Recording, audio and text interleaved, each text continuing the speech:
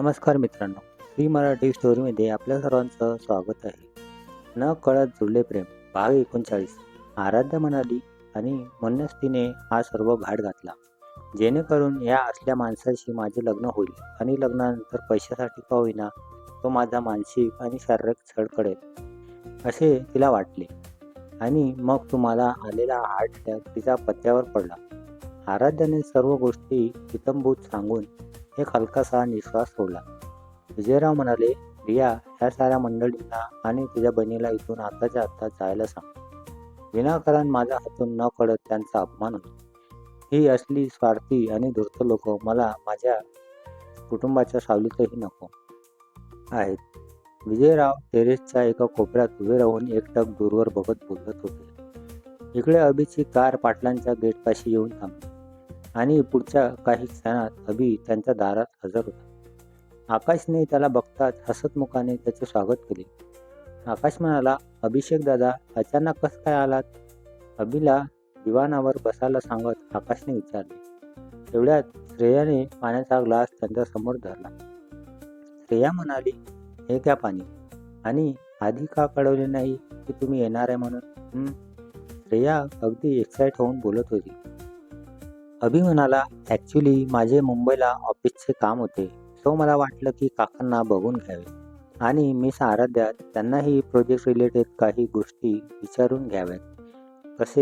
कसं आहे ना, सध्या तुमची सिस्टर आमच्या बऱ्याच प्रोजेक्टमध्ये हेल्प करतात, त्यामुळे वाटलं की जावं भेटून, नथिंग एल्स.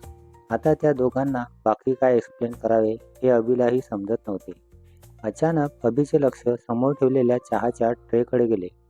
त्यात चहाचे 6 कप बघून त्याला थोडी क्युरिओसिटी झाली आणि म्हणून त्याने श्रेयाला त्याबद्दल विचारले. अभि म्हणाला, घरात कोणी पाहुणे आले का?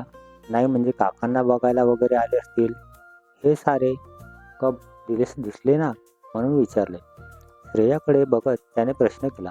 श्रेया म्हणाली, हो आले आहेत ना पाहुणे, पण काकांना बघायला नाही, तर दीदीला बघायला आले आहे. दीदीच्या लग्नाचा विषय चालू आहे घरात आणि आज मुलाकडचे लोक बघायला आले आहेत तिला. श्रेया अगदी गोड भाव चेहऱ्यावर आणून अभिला सांगत होती. श्रेयाचे बोलणे ऐकून तर अभि उडालाच. त्याचे 10 गेले आणि 5च राहिले. सारं काही संपलं अशी अवस्था झाली त्याची. डोळ्यासमोर अचानक अंधारी यायला लागली. डोकं फुटायची वेळ आली होती. अचानक असं काही ऐकायला आणि बघायला मिळेल असे स्वप्नात सुद्धा वाटले नव्हते त्याला. फक्त आराध्या आणि तिचा निरागस हसरा चेहरा ह्या क्षणी त्याच्या डोळ्यासमोर फिरत होता. क्षणात बघितलेल्या साऱ्या स्वप्नांची रांगोळी झाली होती तशा. सर्व असहाय होऊन त्याने तिथून काढता पाय घेण्याचे ठरवले. अभि म्हणाला, मी निघतो. तो अचानक उठला तसे हे दोघेही, आकाश आणि श्रेया, सोफ्यावरून उठले. श्रेया म्हणाली, अभिषेक दादा, थांबा ना जरा वेळ, येतीलच ती सारी मंडळी खाली आता. अभि म्हणाला, नको, मला खूप महत्त्वाचं काम आठवले, मी निघतो. आणि हे फ्लॉवर काकांसाठी. आणि हे एवढे बोलून अभि 2 मिनिटं त्या फुलांकडे आणि जिलेबीच्या बॉक्सकडे बघत राहिला आणि म्हणाला, आणि हे मिस आराध्या यांना द्या. स्वतःला सावरत अभिने ती फुलं आणि बॉक्स श्रेयाच्या हातावर ठेवले आणि तो तडक तिथून बाहेर पडला. बाहेर येऊन जोरात कारच्या बोनेटला त्याच्या कडक हातचा मार सहन करावा लागला. कार जर बिचारी सजीव असती तर कधीच एक कार ह्या माणसाजवळ टिकली नसती. अभि मनातच बोलतो, व्हाय मिस आराध्या, व्हाय, का असे केले तुम्ही? एवढे बोलून अभि कारमध्ये जाऊन बसतो. त्याचा अवतार बघून अरुण घाबरला होता. जसा अभि कारमध्ये बसला तसे अरुणने ड्रायव्हरला इन्स्ट्रक्ट करून कार मुंबईच्या दिशेने रवाना केली. गैरसमज तर आता अभिने करून घेतला होता, पण हा गैरसमज त्याच्या नात्याला काय नवीन वळण देईल देव जाणो. असो, इकडे पाटलांच्या घरी सारे जण एक एक करून टेरेसवरून खाली आले. श्रेया दारापाशीच उभी होती. ती मावशी बोलायला जाणार तोच कुसुम मावशी हंकारतच घराबाहेर पडली आणि तिचा मागोमाग संकेत आणि त्याचे कुटुंबही.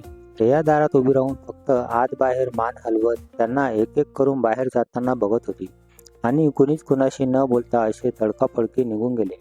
म्हणून तिच्या आणि आकाशच्या डोक्यात विचाराचे काहूर माजले होते. तेवढ्यात टेरेसवरून विजयराव, प्रियाताई आणि आराध्या खाली आले.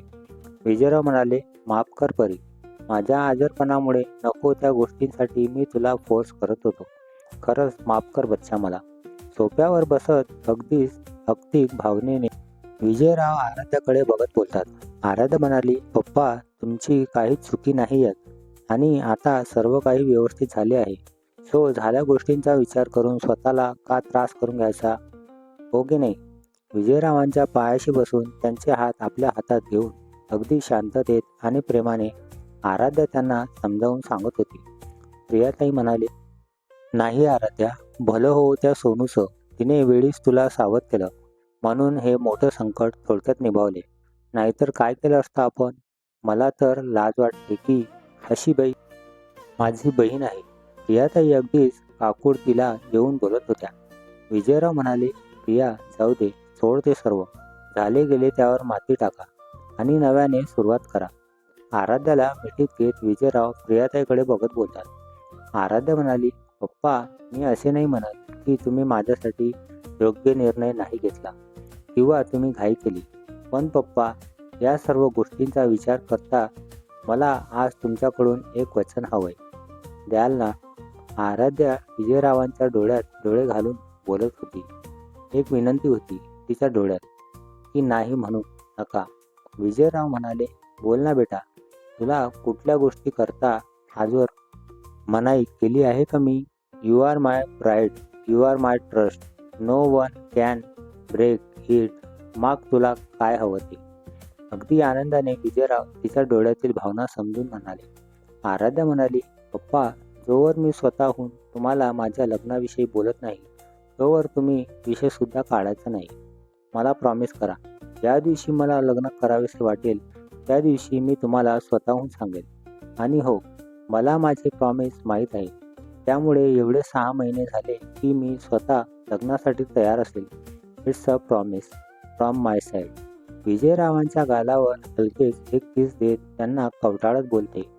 त्यावर उत्तर म्हणून विजयराव समाधानाने तिच्या डोक्यावरून हात फिरवतात आणि प्रियाताई इकडे ह्या दोघांना मिठीत घेऊन भरल्या नजरेने बापलेकीतील प्रेम बघत होत्या.